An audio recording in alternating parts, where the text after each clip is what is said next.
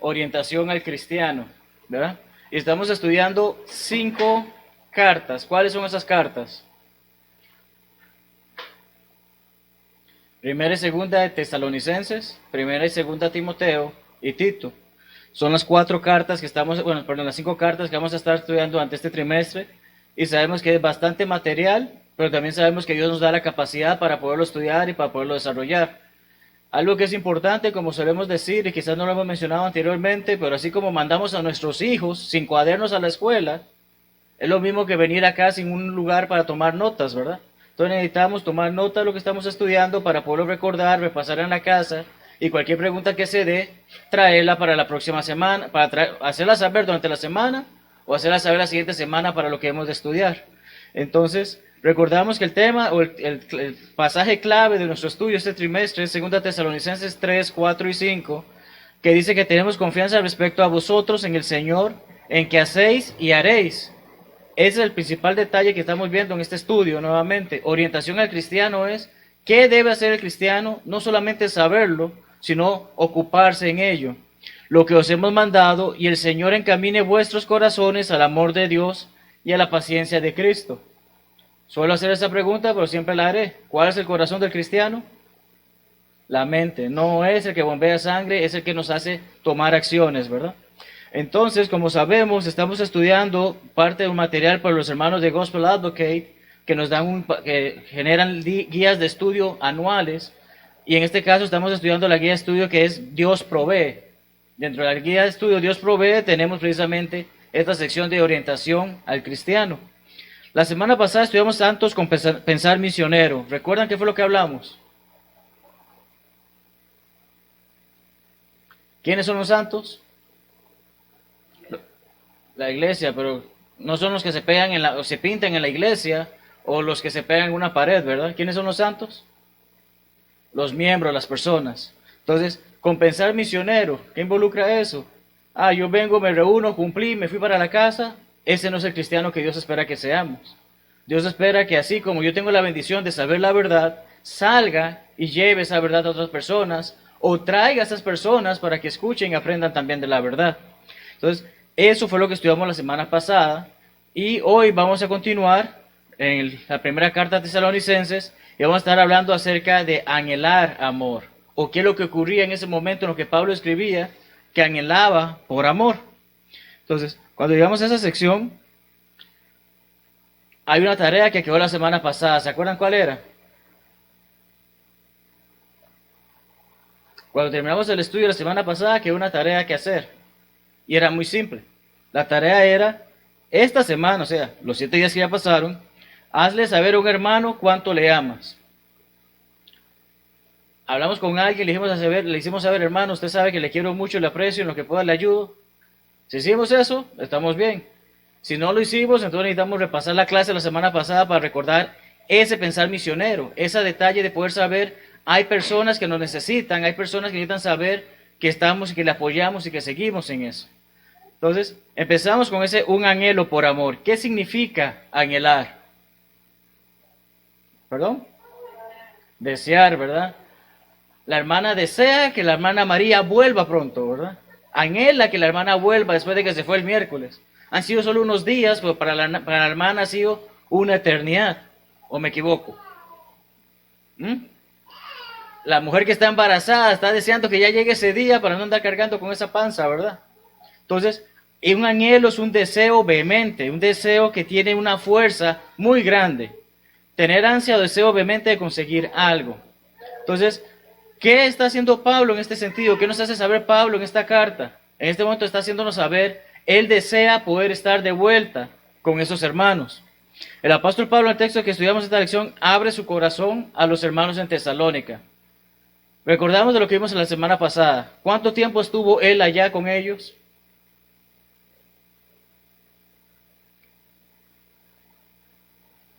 Fueron 3 semanas, ¿verdad? Porque se menciona que fueron 3 días de reposo.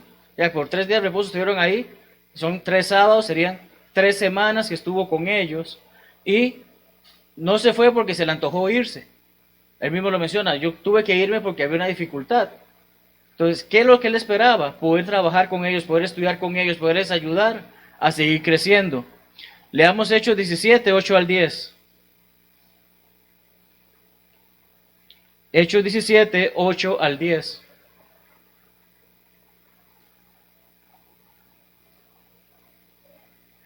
Y alborotaron al pueblo y a las autoridades de la ciudad, oyendo estas cosas. Pero obteniendo fianza de Jasón y de los demás, los soltaron.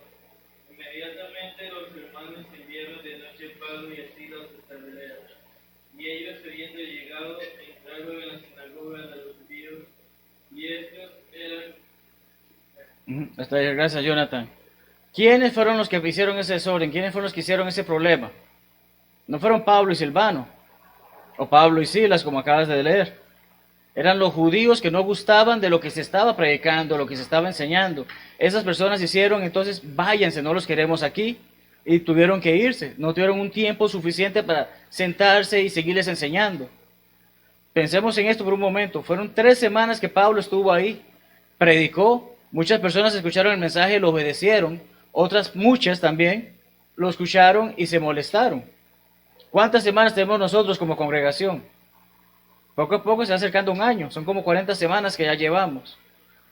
Sin embargo, vamos a prestar atención mucho a lo que Pablo le hace saber, porque muchas de estas cosas ya nosotros deberíamos estar requete empapados, si se puede decir, en hacerlas. Continuamos porque su corto tiempo con ellos le angustiaba. ¿Qué involucra una angustia? Una tristeza. Y como estamos hablando de ese deseo, ese anhelo de poder estar con ellos, porque él anhelaba estar con ellos y poderles preparar mejor. El amor entre cristianos sobrepasa toda frontera.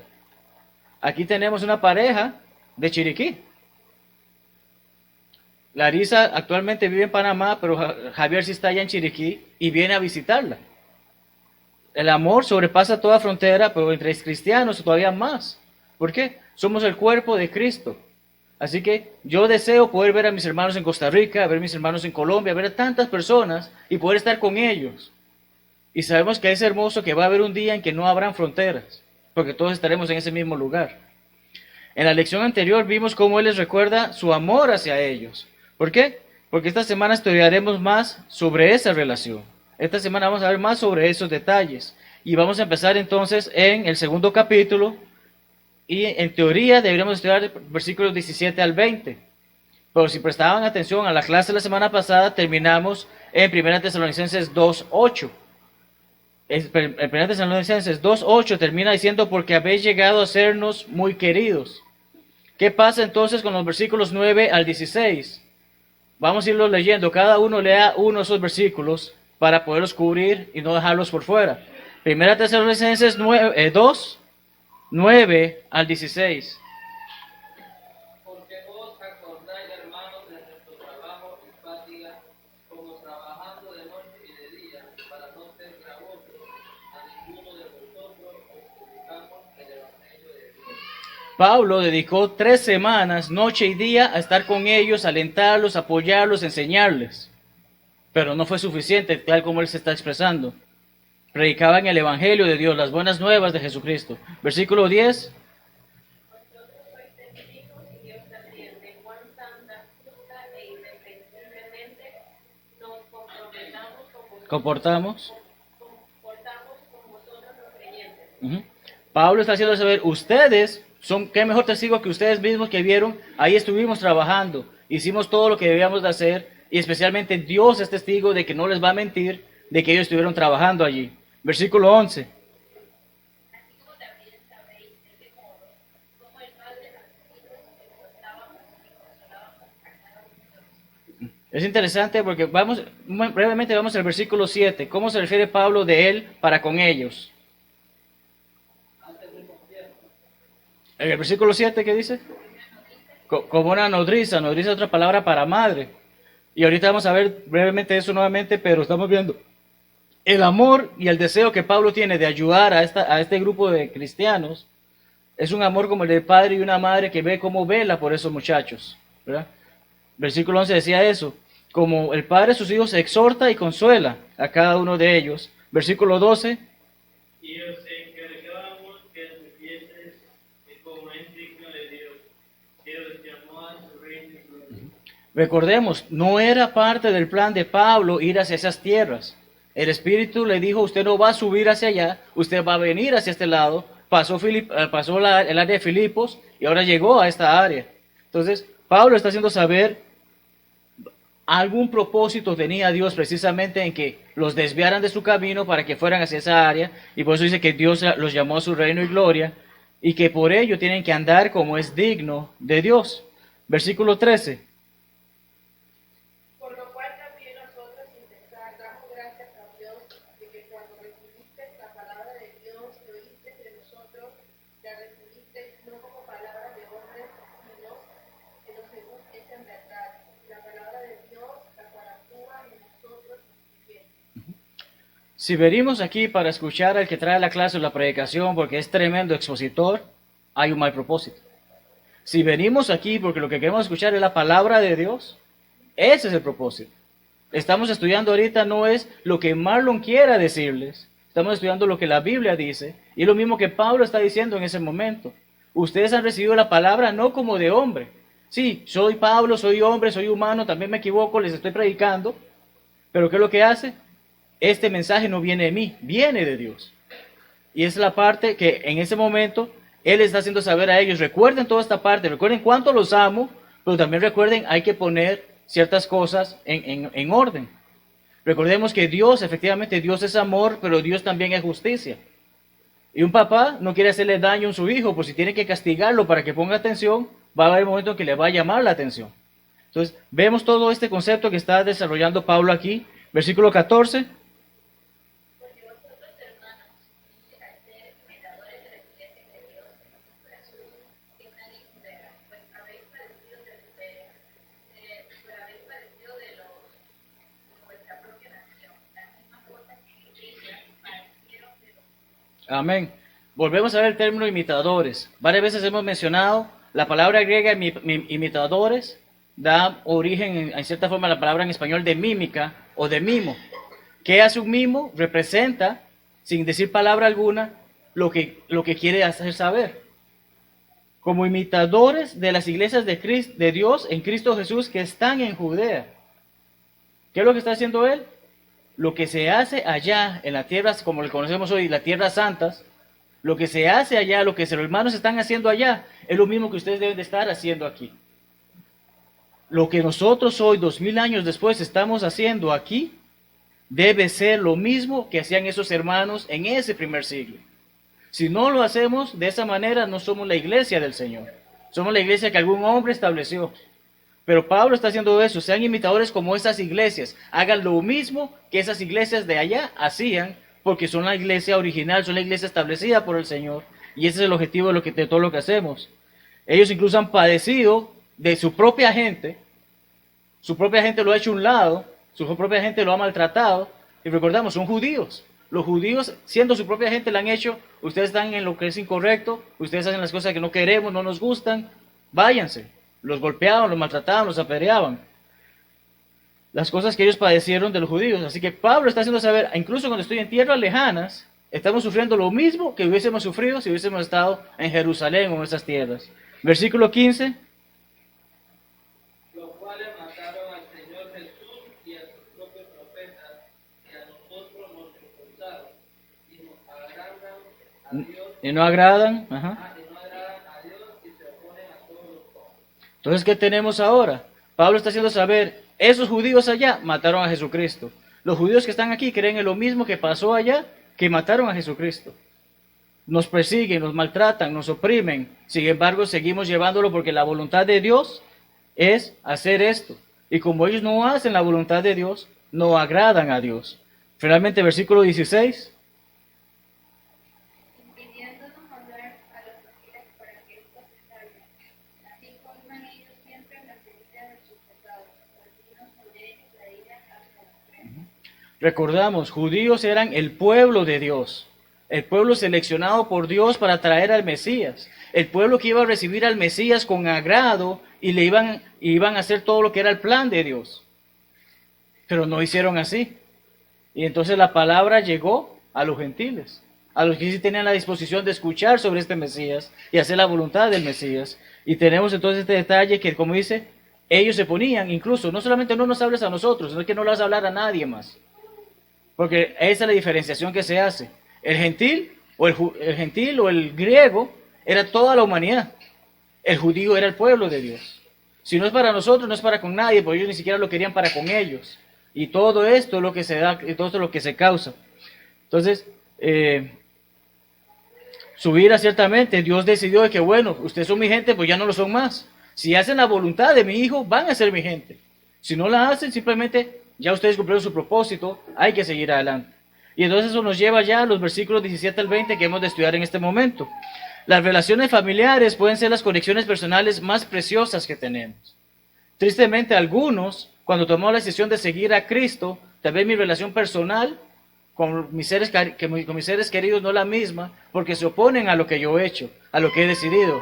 Pero es hermoso el saber que nuestra familia está en Cristo, y más hermoso es saber que en Cristo tenemos una familia mucho más grande, ¿verdad? 14 veces en esta carta, en esta primera carta, Pablo habla acerca de hermanos.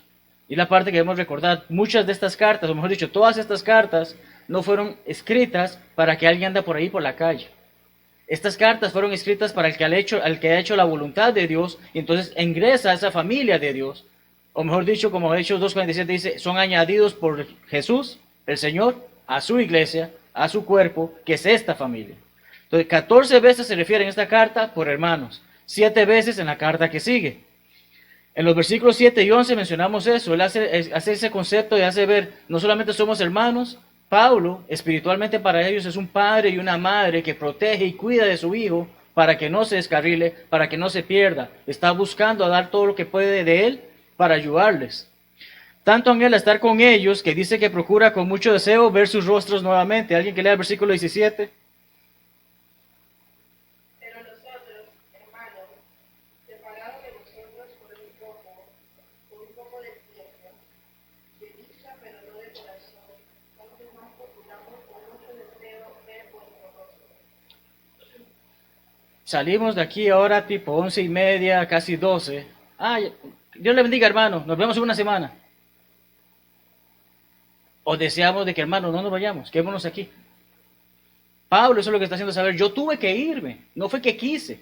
Me tocó irme, pero yo deseo, ansío, anhelo verlos de vuelta, estar con ustedes de vuelta. Entonces, Pablo tiene ese sentimiento y continúa en el versículo 18 porque nos dice que él tiene ese deseo y que quiere volver a ellos, pero llega a decir que Satanás les estorba. ¿Cómo les estorba?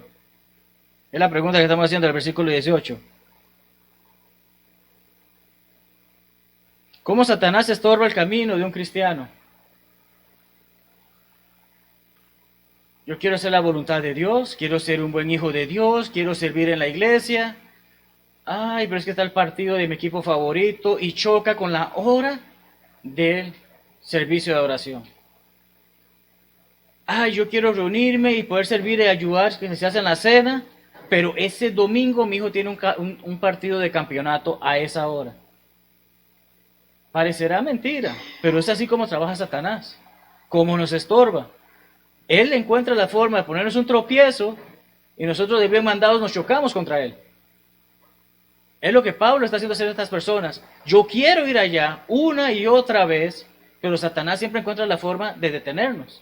Obviamente, Pablo no está hablando de su trabajo, porque su trabajo es llevar el mensaje, y donde sea que iba, llevaba el mensaje, pero se dan situaciones que hacían que no puedo llegar a ustedes, de ahí que ¿qué es lo mejor que puedo hacer?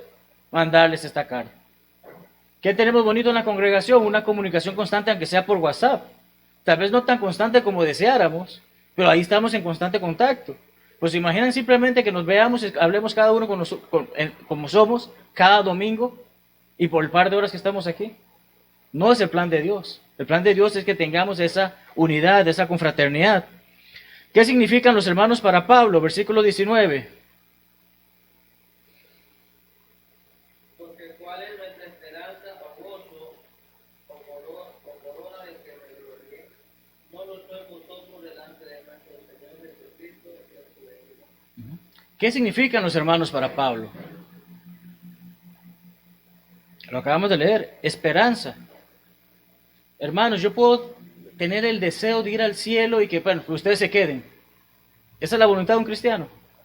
Ese es el deseo de un cristiano y que yo voy al cielo, no me importan ustedes. Pablo no tiene esa esperanza. Pablo tiene la esperanza irme con cuantos pueda irme, llevarlos conmigo. Gozo. Recordamos gozo, tenemos dos jairos acá, ¿verdad? La palabra griega, jairos o kairos. Pero tenemos ese detalle. ¿Qué es el gozo? Una alegría extrema. Yo tengo ese regocijo de poder saber, ustedes están conmigo. No me voy a ir solo, yo quiero irme con todos los que pueda. Es lo que está haciendo saber Pablo. Corona de que me glorie. Recordemos que esto es una carrera y no es las que corre Bolt de 10 segundos. Es una maratón. El cristianismo es una maratón, es una carrera que nos va a llevar a una gloria, a una victoria, a recibir esa corona. Pablo dice, ustedes mis hermanos son mi gloria. Ustedes mis hermanos son los que me van a permitir llegar y ganar esa carrera, porque no la quiero ganar solo, la quiero ganar con ustedes. Entonces la pregunta que continúa ahí es precisamente, ¿qué significan para cada uno de nosotros nuestros hermanos? ¿Simplemente las personas que veo cada domingo? ¿O la familia en la fe que quiero estar con ellos en el cielo? La familia con la que no me quiero separar más. ¿Realmente eso involucra mi familia cristiana? Eso es lo que tenemos que pensar sobre ello. Versículo 20 continúa, dice, vosotros sois nuestra gloria y gozo.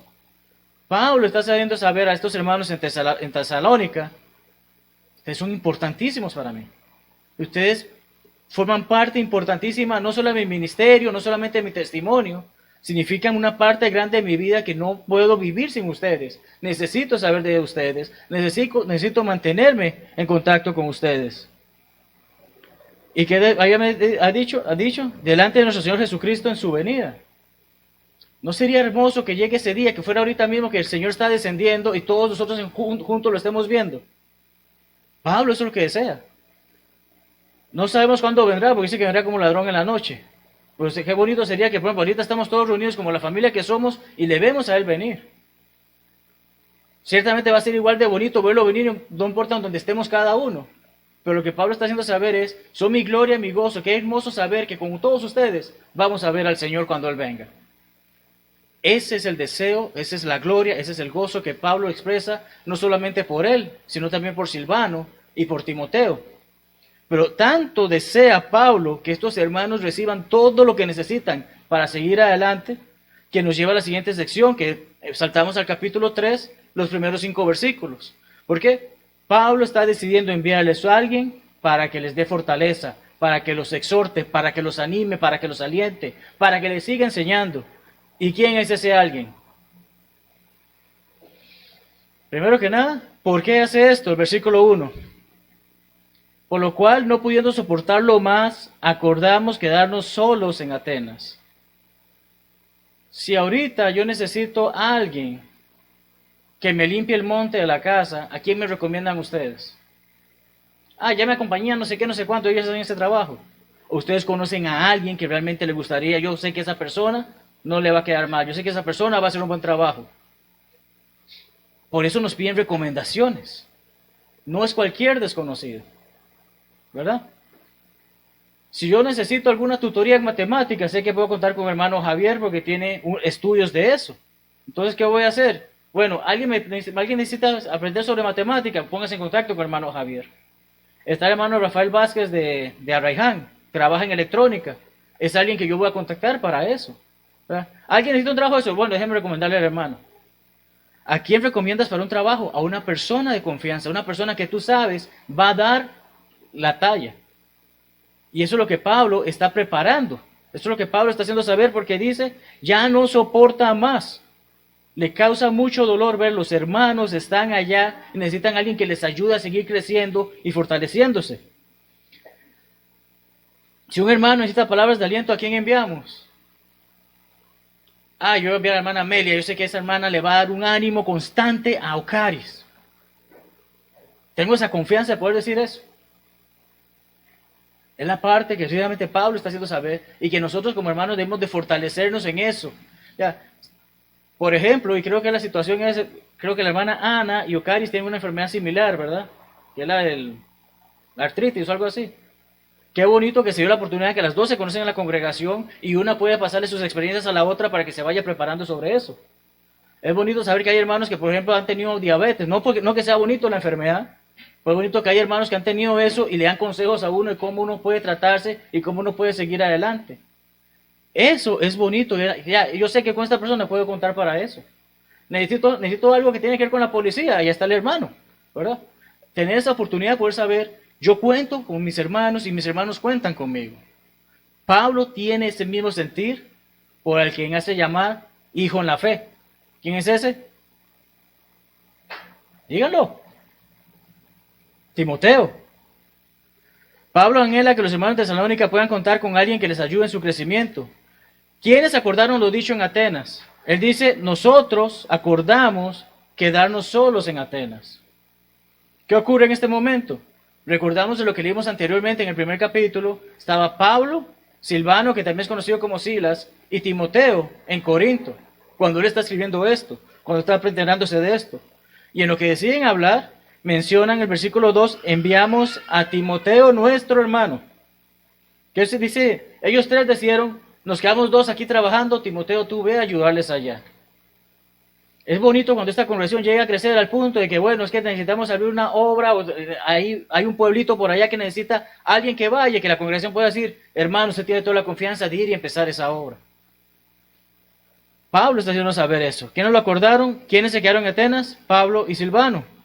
Veamos la importancia de la inscripción dada sobre Timoteo. Primero que todo, ¿qué dice? ¿Es cualquier persona que andaba por ahí? ¿Es una persona que simplemente dice que él sabe Biblia? Hermano. Como hermano que involucra, ha hecho lo mismo que hicieron ellos para ser agregados por el Señor a su iglesia. No es cualquier persona, es un hermano en Cristo. Servidor de Dios. No vemos aquí que no, es que ese es mi, ¿cómo es que le dicen acá? Creo que manzanillos en el gobierno. Esa persona que anda detrás de un político, que le hace los mandados al político.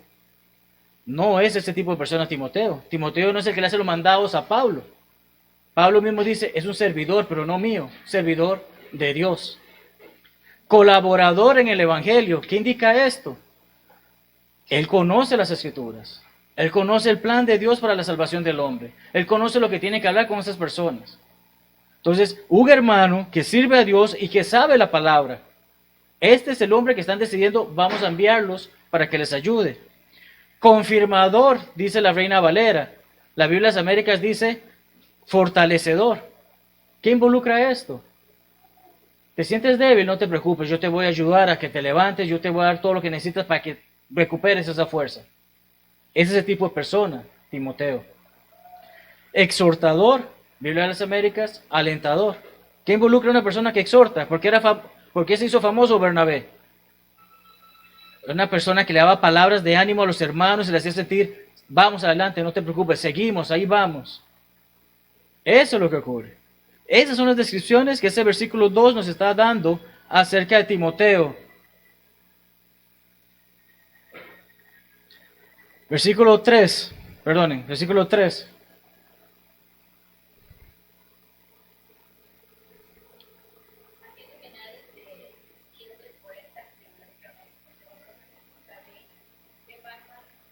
¿Qué para esto?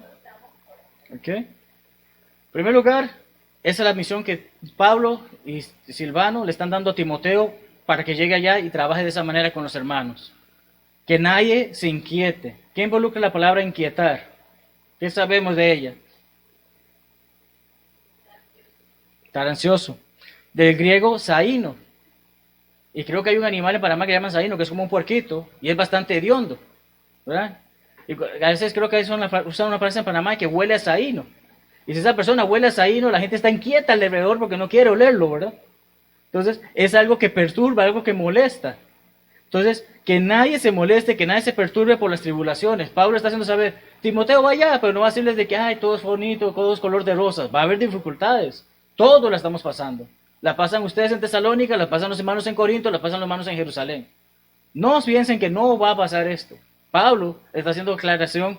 Esto es lo que hace Timoteo, darles la fortaleza que comprendan, va a haber dificultades. Agitar, como el perro, la palabra griega directamente dice, como el perro agita su cola. Es lo que significa la palabra griega que es traducida como inquietar, sacudir.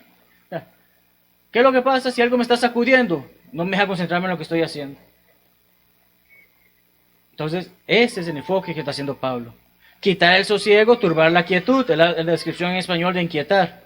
Las tribulaciones son parte del cristiano, del diario vivir del cristiano. ¿Qué dice el versículo 4?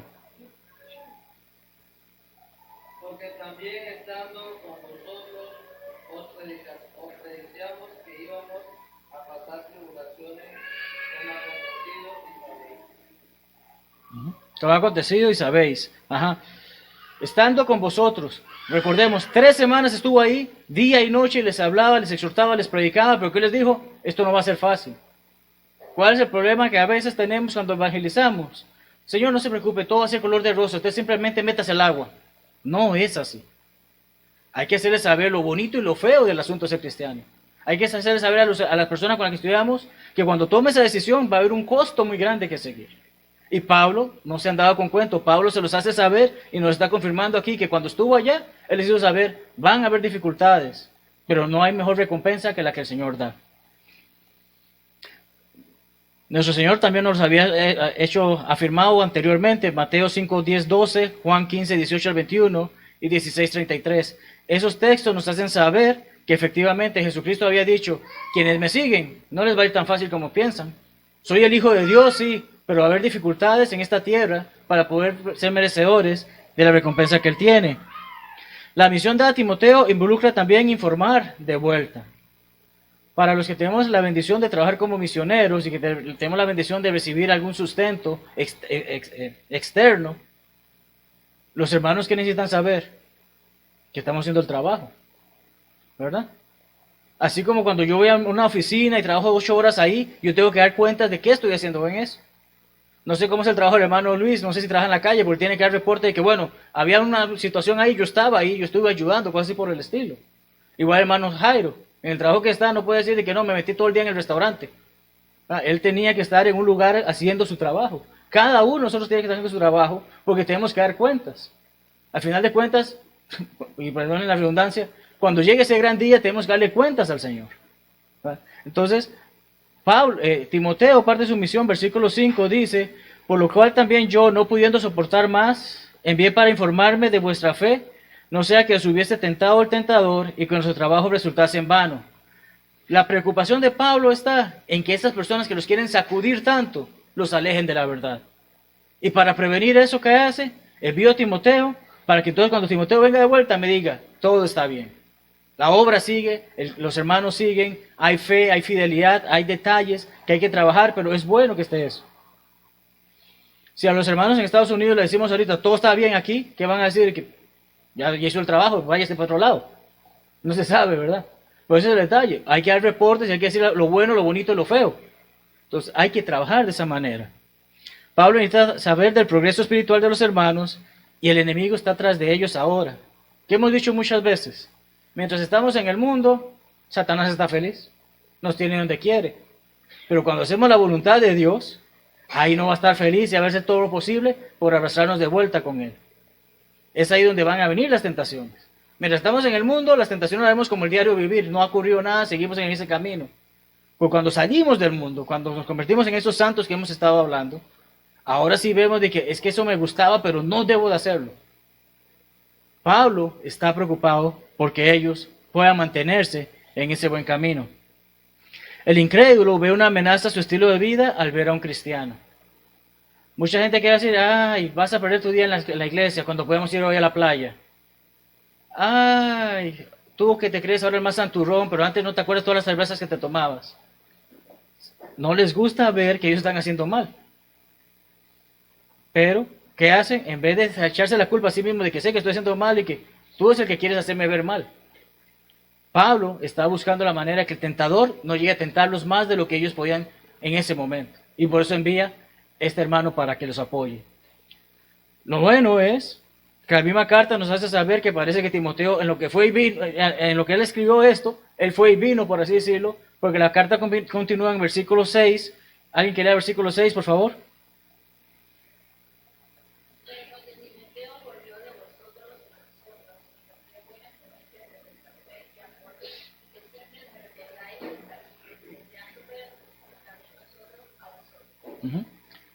Volvió Timoteo. Ay, Pablo, esa gente no vale la pena. No sé para qué me mandaste allá. Qué pereza con esos hermanos que no quieren mover un dedo. ¿Dijo eso? ¿Qué está diciendo? ¿Con qué llegó? ¿Buenas noticias de qué? De fe y amor. Timoteo regresó y les hizo saber qué hermoso es ese grupo de hermanos. Siguen fuertes, siguen firmes, siguen haciendo el trabajo del Señor. Firmes en la fe y amor, el anhelo por reunirse era recíproco. Y es la parte que vuelvo, repito, es hermoso reunirnos aquí, hermanos, pero no solamente el domingo, no solamente el jueves. Cada vez que se presente la oportunidad, qué bonito es, estamos aquí, estamos temprano, estamos juntos, estamos conviviendo. Recordemos que el cielo va a ser así, en el cielo no va a haber separación. En el cielo todos vamos a estar en el mismo lugar. No sé cómo tantas almas van a estar ahí juntas, pero van a estar ahí juntas. No hay necesidad de separarse, y que yo quiero ver a Jackie como cuando ya estemos allá, y que ya no es mi esposa, es mi hermana, es un ser como yo. Yo quiero saber cómo está ella, quiero estar compartiendo con ella. No solamente porque haya sido mi pareja en la tierra. Eso es algo que debe ser recíproco entre cada uno de nosotros. Qué hermoso es poder compartir todo el tiempo que podamos, como la familia que somos, porque como vemos es difícil para ellos estar lejos de Pablo como para Pablo es estar lejos de ellos. En momentos de dificultad, las buenas noticias reconfortan. ¿Qué dice el versículo 7?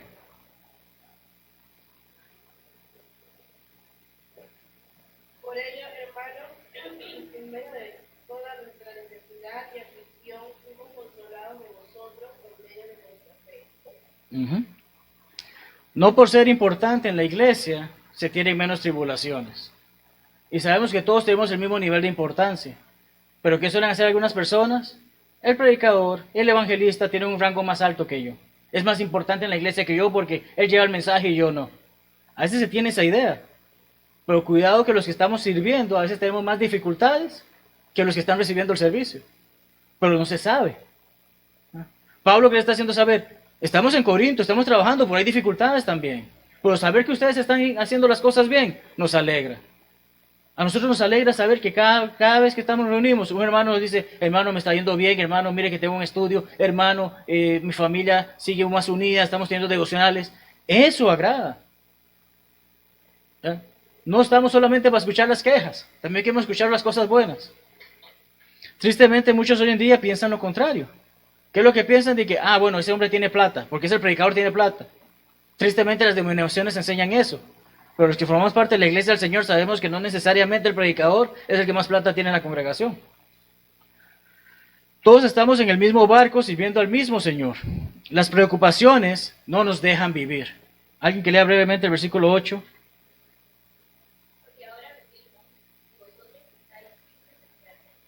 ¿Qué? Hay cosas que a veces nos atormentan a tal manera que no queremos hacer nada.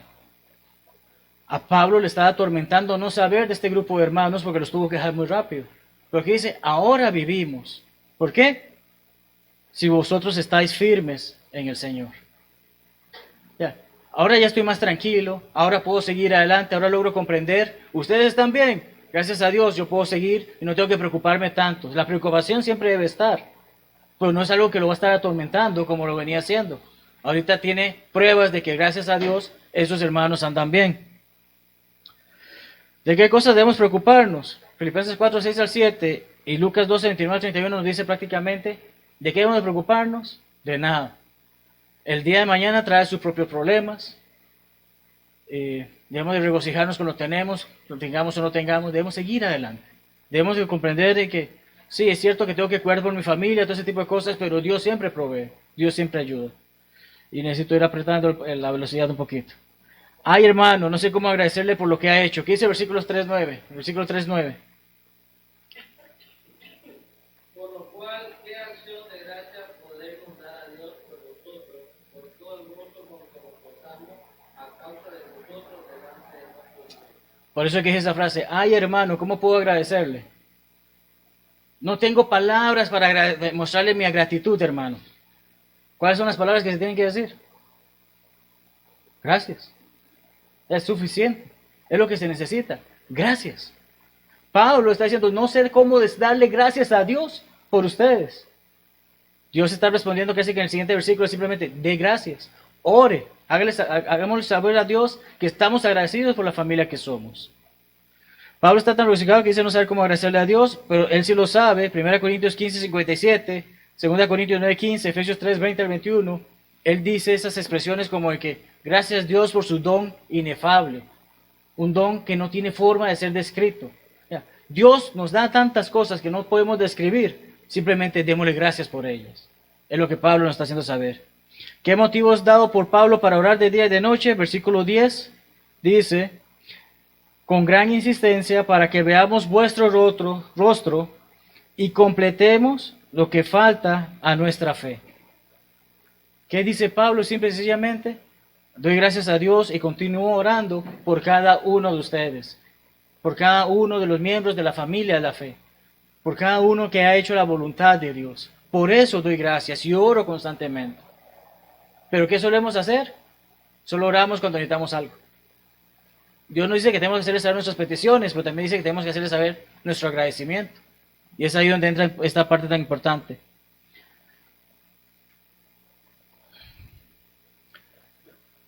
Versículos 11 al 13 se me estaban escapando, disculpen, para terminar el capítulo. ¿Quiénes deben dirigir nuestros caminos? Dios y el Hijo, versículo 11. Mas el mismo Dios y Padre nuestro y nuestro Señor Jesucristo dirija nuestro camino a vosotros. Lo mismo que Dios me permite hacer y que me permite aprender a través de su palabra, yo debo desearlo para con mis hermanos que no sea donde sea que estén, puedan hacer exactamente lo mismo. ¿Quién nos ayuda a crecer y abundar en amor unos con otros? Versículo 12 lo dice, el Señor, como también lo hacemos nosotros para con vosotros. Que Dios, el Señor Jesucristo, a través de su palabra nos ayude a seguir creciendo de la misma manera que ellos han estado creciendo. No solamente hermanos entre la misma congregación, ese es el detalle, que debemos de mantener en oración las demás congregaciones que conocemos. Tenemos hermanos que fueron antes de Torrijos Carter, de Siricito, de Vista Hermosa, de los Andes, de tantas congregaciones. Que ellos vean cómo se las arreglan, no debe ser nuestra mentalidad. Oramos por ellos, pensamos en ellos, les deseamos lo mejor a ellos y esperamos tener esa oportunidad de estar unidos en ese gran día.